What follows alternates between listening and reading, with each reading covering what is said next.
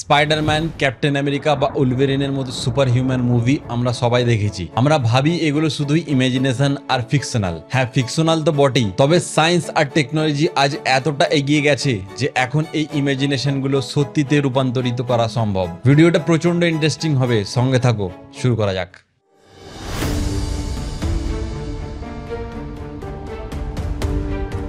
এটা নভেম্বর 2018-র কথা। চীনের একজন সায়েন্টিস্ট ক্লেম করেন যে তিনি পৃথিবীর প্রথম ডিজাইনার বেবি তৈরি করেছেন। অ্যাকচুয়ালি তিনি করেছিলেন কি, এক এমব্রয়র ডিএনএ নিয়ে কিছু পরিবর্তন করে এমনভাবে ডিজাইন করেছিলেন যে সেই বেবি জন্মের পর HIV এডসের মতো ভাইরাসের বিরুদ্ধে ইমিউন থাকবে, এবং এটা করার জন্য ব্যবহার করেছিলেন একটা অত্যাধুনিক জিন এডিটিং টুল যার নাম CRISPR-Cas9। আসলে এই ধরনের টেকনোলজিকে বলে জিন এডিটিং টেকনোলজি। ঠিক যেমনভাবে আমরা কোনো ছবি বা ভিডিও এডিট করে তাতে নিজের হিসেব মতো পরিবর্তন করি, ঠিক একইভাবে মানুষের ডিএনএতেও এডিট করে তার মধ্যে পরিবর্তন আনা যায়। কিন্তু এর কিছু ভয়ঙ্কর দিকও রয়েছে, কারণ সুপার হিরো বানানোর চেষ্টায় অনেক সময় সুপার ভিলেনও তৈরি হতে পারে। জিন এডিটিং টেকনোলজিকে বোঝার জন্য প্রথমে আমাদের তিনটে জিনিস জানা দরকার: জিন, জিনোম এবং ডিএনএ। ডিএনএ হলো পৃথিবীর প্রতিটা জীবের মূল ভিত্তি। যে কোনো প্রাণীর গঠন আর তার জীবন সম্পর্কে সম্পূর্ণ তথ্য থাকে তার ডিএনএতে। এটাকে আমাদের শরীরের ব্লুপ্রিন্ট বলা যেতে পারে, যেখানে আমাদের বডির ফিচার্স আগে থেকেই নির্ধারিত থাকে। আর জিন হলো ডিএনএরই একটা বিশেষ অংশ, যা আমাদের মা বাবা থেকে আমাদের মধ্যে ট্রান্সফার হয়। আমাদের আই কালার, হাইট, এমনকি ইন্টেলিজেন্স পর্যন্ত নির্ধারণ করে আমাদের জিনস। আর আমাদের কমপ্লিট জেনেটিক ইনফরমেশনের পুরো সেটকে একসাথে জিনোম বলা হয়। তুমি এটা একটা ইনস্ট্রাকশন ম্যানুয়ালের মতো ভাবতে পারো, যা বলে দেয় আমাদের শরীর কিভাবে কাজ করবে। এখন ভাবো, এই ম্যানুয়ালটা যদি চেঞ্জ করে ফেলা যায়, তাহলে কি আমরা মানুষকে সুপার হিউম্যান বানাতে পারবো? ইমাজিন করো একটা ফিউচার যেখানে জিন এডিট করে মানুষকে ডিজিজ ফ্রি, সুপার ইন্টেলিজেন্স আর ফিজিক্যালি পাওয়ারফুল করে ফেলা যায়। এটা শুনতে সায়েন্স ফিকশনের মতো লাগলেও বাস্তবে এটা আর ফিকশন নেই, থ্যাঙ্কস টু জিন এডিটিং টেকনোলজি।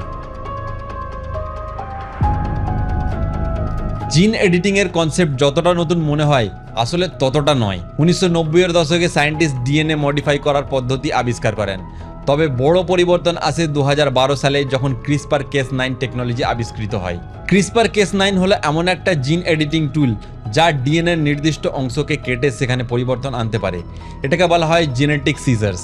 ঠিক যেমন কম্পিউটারে কাট পেস্ট করা যায়, তেমন CRISPR-Cas9-এও ডিএনএতে ভুল অংশ মুছে সেটাকে ঠিক করা যেতে পারে।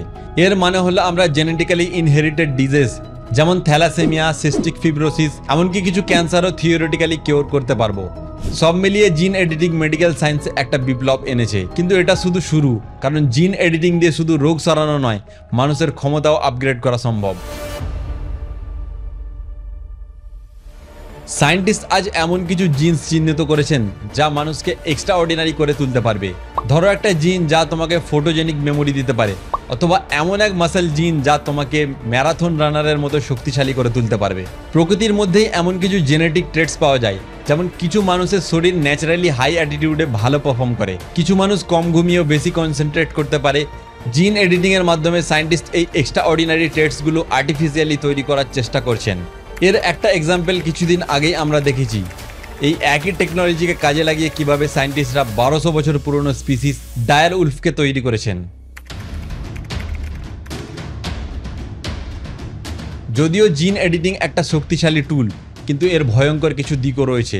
যদি জিনস ভুলভাবে পরিবর্তন করা হয়, তাহলে আনইনটেন্ডেড সাইড এফেক্ট তৈরি করতে পারে, যা নতুন মিউটেশন বা হেলথ কমপ্লিকেশন তৈরি করতে পারে।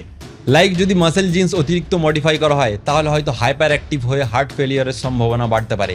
এছাড়াও যদি এই টেকনোলজি শুধুমাত্র ধনী ব্যক্তিদের জন্য অ্যাক্সেসেবল হয়, তাহলে সমাজে এক নতুন ইনইকুয়ালিটি তৈরি হবে, যেখানে একদল সুপার হিউম্যানস আর একদল সাধারণ মানুষ থাকবে। হিউম্যান জেনেটিক মডিফিকেশনের মতোই আমরা বহু বছর ধরে কিছু জেনেটিক্যালি মডিফাইড খাবার খাচ্ছি। অনেক খাবার যা আমরা আজ দেখি তা প্রাকৃতিকভাবে তৈরি নয়। যেমন ওয়াটারমেলন। 5000 বছর আগে প্রাকৃতিক ওয়াটারমেলন ছিল ছোট, শক্ত, বিস্বাদ এবং অনেক বেশি সিডসযুক্ত। জেনেটিক্যালি মডিফিকেশনের মাধ্যমে এটা বড়, জুসি, সিডলেস এবং সুস্বাদু হয়েছে। 2 কর্ন। 10,000 বছর আগে ন্যাচারাল কর্ন ছিল মাত্র 0.75 ইঞ্চ, আর এর দানাগুলো ছিল 5 থেকে 10টা। জেনেটিক মডিফিকেশন কর্নকে 10 গুণ বড় করেছে, খোসা ছাড়ানো সহজ করেছে এবং স্বাদে উন্নতি এনেছে। 3 পিচ। প্রাকৃতিক পিচ ছিল মাত্র চেরির সমান ছোট, 64% অংশই খাওয়ার অনুপযুক্ত ছিল। জেনেটিক মডিফিকেশনের মাধ্যমে আজকে পিচ 64 গুণ বড় এবং 90% এডিবেল এবং সুস্বাদু হয়েছে। জেনেটিক মডিফিকেশন খারাপ নয় এবং বহু ক্ষেত্রে এটা উন্নতির জন্য হয়েছে, তবে কোয়েশ্চেন হলো মানুষের জেনেটিক্স নিয়ে খেলা করা কতটা এথিক্যাল। জিন এডিটিংয়ের ভবিষ্যৎ উজ্জ্বল, কিন্তু কেয়ারফুলি প্ল্যানিং আর স্ট্রিক্ট নিয়ম না থাকলে এটা মানবজাতির জন্য একটা বিপদ হতে পারে। তোমার কি মনে হয় জিন এডিটিং টেকনোলজি সবার জন্য উন্মুক্ত হওয়া উচিত, নাকি এটা শুধুমাত্র মেডিকেল পারপাসের জন্য সীমাবদ্ধ থাকা উচিত? তোমার মতামত কমেন্টে অবশ্যই জানাও। আর এরকমই আরও ইনফরমেটিভ থট প্রোভোকিং কন্টেন্টের জন্য stay tuned with the Bong data. ভালো থেকো, দেখা হবে আবার পরের ভিডিওতে।